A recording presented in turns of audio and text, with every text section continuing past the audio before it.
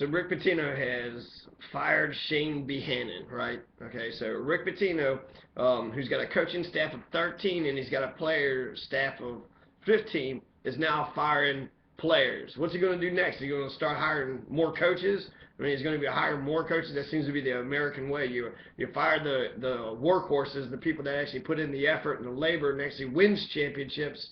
And then you blame them, and that way it gets you off scot-free. You still get to keep your job. Pitino gets to be here for another 9 years, and we're still going to be paying him millions of dollars. And we don't even know why Chane Behanan was even fired. We've got a couple of hints. You had Rick Pitino, who was sitting there saying that Chane Behanan was, he just kept fucking up over and over and over again, and you could tell that it was really weighing on Pitino's mind. It was Pitino's decision. Pitino's the one that got rid of him. And how shitty of Rick Pitino. Rick Pitino, he pretended that Chane Behanan was going to be on the team, right? He indefinitely suspended him, then he brought him back for, what, 30 days. Then once they lost against Kentucky, then he fucking kicks him out again. If anything, that makes it seem like Chane Behanan is a sacrificial lamb.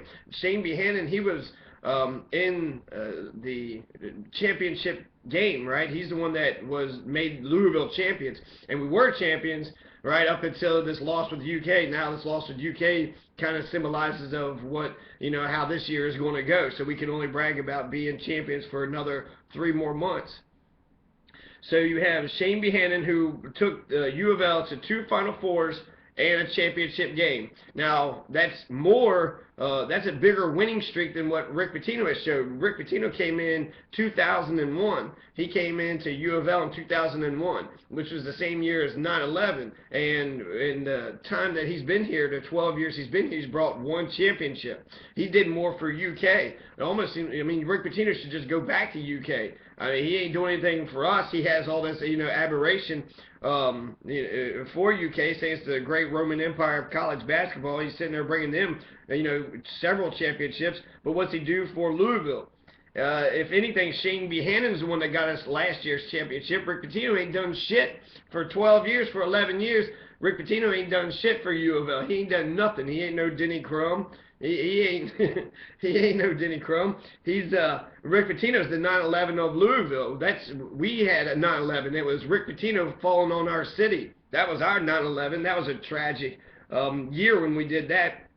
We could also just go back to the Celtics. When Rick Pitino was head coach of the Celtics, he sucked, right? You even have like everybody up there in Boston just making fun of him, saying, "You ruined the team. You ruined the team." He gave up on Chauncey Billups.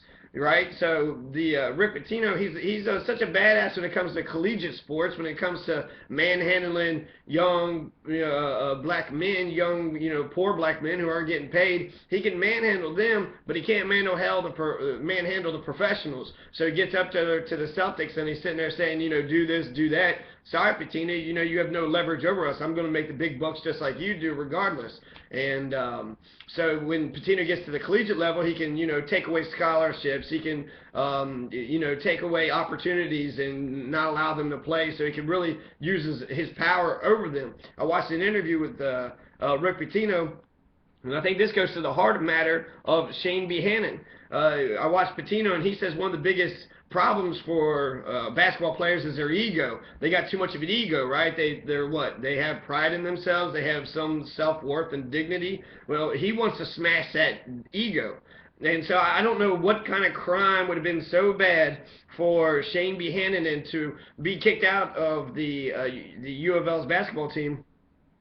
He keeps on saying over and over again, so that makes it seem like it might have been maybe a pot charge, or maybe he's getting some women pregnant or something. But that's speculation. Like, we just making this shit up. Is he into meth? Is he into crack? Is that what it is? That's an over and over again offense, that we should be alarmed about. That's also a crime. So the Silva, he was talking about him. He called him a big kid, and he also indicated that he has a chaotic lifestyle. So I want to know what this crime actually was, because I think that there is no crime. I think it was some little tiny petty things, and actually I think Pitino even said that. It wasn't one big thing, but just a lot of little things adding up to be something big. No, Pitino, you're a fucking controlling oppressor, molester, fucking Nazi, and you don't want any of your players to have any confidence in themselves, and so if they get to be feeling like they somebody, then you're going to be there to smash them down and say, no, you cannot have an ego. Well, that's bad for manhood. If I'm a coach, I would want my players to be proud of their manhood, to be proud of who they actually are, not to be smashing the ego out of them, not be smashing, any type of self-love that they might have for themselves. Yeah, you get efficacy by practice and by doing, but you also gotta love who you are as you are. You gotta love for the flawed individual that you are versus the person that you're working on being, and then there's the progress.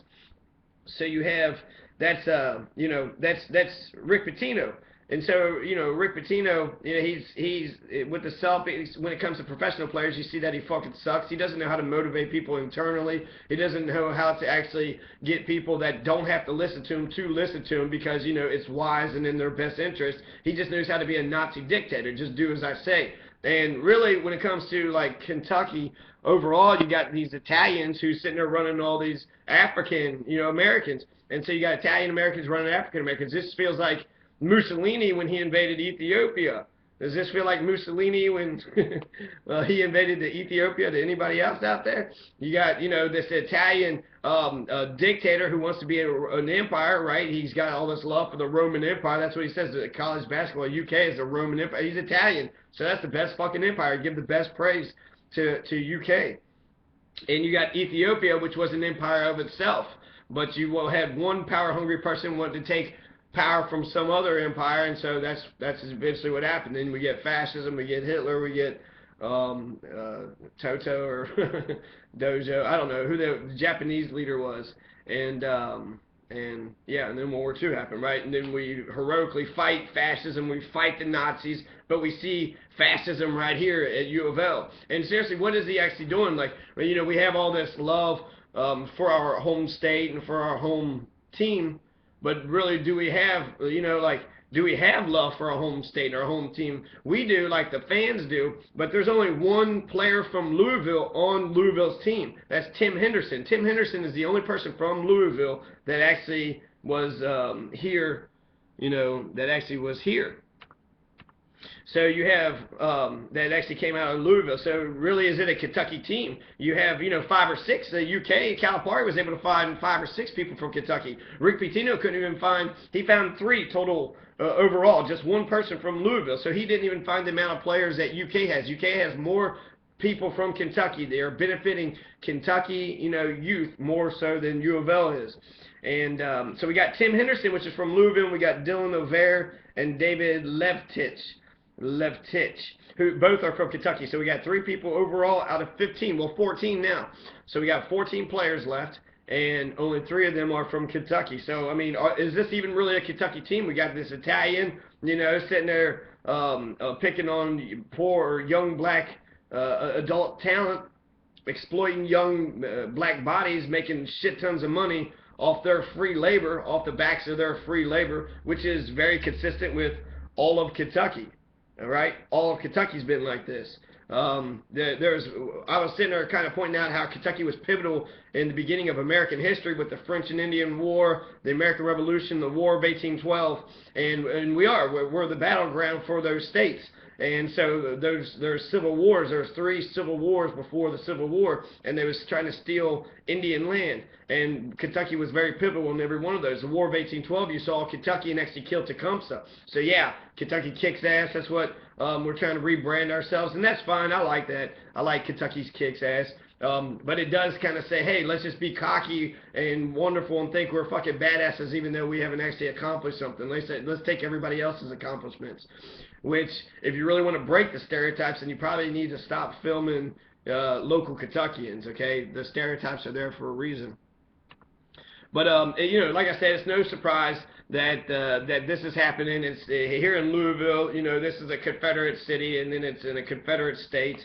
All of Kentucky, after the War of 1812, you had a Kentuckian who murdered Tecumseh.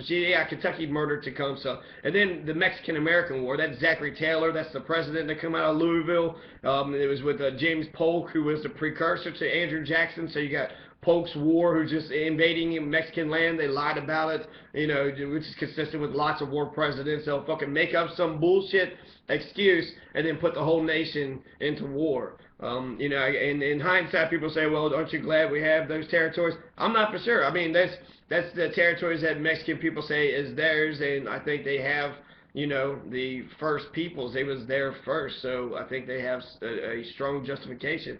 Here in Kentucky, Kentucky's name is a Shawnee name for dark and bloody land. The homeland for the Shawnee was in Kentucky. Kentucky was the white people of Kentucky was the one who killed Tecumseh, the leader of the Shawnee. So we just outright stole Kentucky from the Shawnees. That's what the War of 1812 was. That's why 2 out of every 3 people that died in the War of 1812 was Kentucky. There's 30 counties out of 120 that was named after those who had died in the War of 1812. So we have an oppressor culture. We have an oppressor white supremacist culture. And I just didn't mention this in the other one, so I just want to make sure I mentioned it this time. So, you know, you have the Mexican-American War. Kentucky was very pivotal in. Zachary Taylor comes right out of Louisville, Kentucky. He was a president, too, for about a year until he got sick and died. Let's see, what else we have? We also have in, you know, this, it's no surprise because of how we've seen UK. UK is supposed to be this, you know, flagship program, but there's been a shit ton of racism coming out of there. Tom Paine, the very first basketball player that Adolph Rupp was a select. Tom Paine goes to LaGrange. He's in LaGrange today in the Kentucky State Reformatory. So the Shawnee High School, right? Tom Paine in 1971 comes out of Shawnee High School here in Louisville, right? Coming up, thinking he's going to be a big basketball star. He's 7'2". You know, he could have been somebody. He could have been a contender. But instead, he went to Rupp Arena. He went with Adolph Rupp. And now he's in prison. He's in prison for some rape charge, and maybe it's true, maybe it isn't true. I know most of the lynchings that happened in the South, 1/3 of them was over a faulty rape charge. The black man wasn't raping the white woman. The white woman was slipping out back in the slave quarters, and she was raping him. Then Daddy busts her, and then she says, "Oh, Daddy, I don't know what happened. He raped me," and then he dies. So, you know, we need to take all allegations very seriously, but we also need to make sure that people aren't just alleging bullshit, charges on somebody and getting them basically hung. So what did UK do for Tom Paine? UK ruined Tom Paine's life. They ruined his fucking life. And now you got Chane Behanan, his life is being ruined. And he's the one that brought us the championship. He's the one that got us to the Final Four. Pitino, he likes to ride on the backs of the young black men, but he didn't do it. And for 11 years, he didn't do it. You know, he's been coach for Louisville for 11 years. George Washington had the decency to step down after 8 years, and he's the president of America. Is the dynasty of U of L more important than America? It's bigger than America? Nah. It's time for Rick Pitino to step down. He needs to be fired. He needs to get out the game. He's not helping anybody. And really what the firing of Chane Behanan, it was about his ego, but it was also about his power and control. So he's sending a message to Dylan Laver, David Levitch, Tim Henderson, Luke Hancock, Russ Smith, Wayne Brashear, Montrezl Harrell, and Kevin Ware. He's letting them know that he's the fucking boss, and if you try to, if you debate that, if you try to say that he's not the boss, you'll get it too. You'll get fucking fired. You'll get slashed. You'll get canned. And you're a young man. You need this opportunity more important than him. He's got a 9-year contract, right? We could still fire his ass and get him out. We'll have to pay him a shit ton of fucking millions in order to do so. And, the part of me that, he's just going to fire and there's no reason, and then everybody's just kind of apologizing as if, like, it was his fault or some shit. I'm not totally for sure, like, we actually know some of the infractions that Rick Pitino has done with Karen Cypher. So Rick Pitino met Karen Cypher at a party to celebrate the hiring of former NBA star Reggie Theus. But Reggie Theus wasn't even at the party, so they're pretending to go there to celebrate this party. Nah, it was there just to fuck, right? So after Karen Cypher was introduced to Rick Pitino, she asked him to call her kids and encourage them to do well athletically and academically. And he did. He was like, hey, can you call, my kids and encourage me? And so he's like, hey, whatever. So he's sitting there, trying to be fucking daddy. And then the owner of Porcini Restaurant left Rick Pitino the keys to the establishment where Rick Pitino had sex with Karen Cypher on a table near the bar after closing time. So Porcino Restaurant, great fucking publicity for Porcino Restaurant, right? Rick Pitino, he's not even going to go to the fucking hotel. He's just going to fuck right there in the restaurant, right? He don't even have the decency to go to a fucking hotel. Just going to fuck her right there in the middle of the fucking restaurant. And then, you know, she is going to try to extort him. So I'm not a big, you know, Karen Cypher fan, but it does, you know, kind of shows like what's Pitino doing over and over again, right? He's committing infractions that look bad upon the university, right? But we actually know about what he's doing. And so you also have, so the owner of Porcini, he's fucking in the middle of Porcini. Vinny Tatum, executive assistant to Pitino, was at the restaurant when Rick Pitino slept with Cypher. Apparently he was lying down the booth while the schlupping took place, and he heard the whole thing. So you got these weird-ass fucking assistant coaches, you know, who's being paid, who's getting all this $1 million with Rick Pitino, listening to him fucking. You know, that's what we're paying for.